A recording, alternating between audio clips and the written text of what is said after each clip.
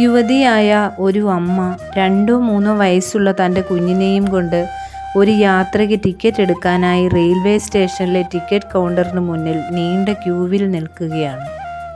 തൻ്റെ ഊഴം വന്നപ്പോൾ കുഞ്ഞിനെ താഴെ നിർത്തി ടിക്കറ്റ് എടുത്ത് പണം നൽകി തിരിഞ്ഞു നോക്കിയപ്പോഴേക്കും കുഞ്ഞിനെ കാണാനില്ല.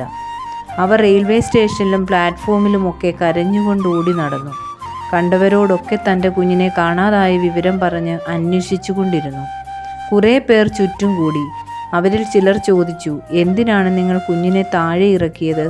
ഒരു കാരണവശാലും നിങ്ങൾ അങ്ങനെ ചെയ്യാൻ പാടില്ലായിരുന്നു. വേറെ ചിലർ അഭിപ്രായപ്പെട്ടു, നിങ്ങൾ എന്തിനാണ് ഈ തിരക്കുള്ള സമയത്ത് ഒറ്റയ്ക്കൊരു കുഞ്ഞിനെയും കൊണ്ട് ട്രെയിൻ യാത്ര ചെയ്യാൻ ഒരുങ്ങി പുറപ്പെട്ടത്? ആ അമ്മ സങ്കടപ്പെട്ട് കരഞ്ഞുകൊണ്ട് പറഞ്ഞു, എൻ്റെ കുഞ്ഞിനെ ആരോ തട്ടിക്കൊണ്ടുപോയി. അവരെക്കുറിച്ച് നിങ്ങൾ ഒരു വാക്കുപോലും മിണ്ടാതെ എന്നെയാണല്ലോ നിങ്ങൾ തുടരെ തുടരെ കുറ്റപ്പെടുത്തുന്നത്.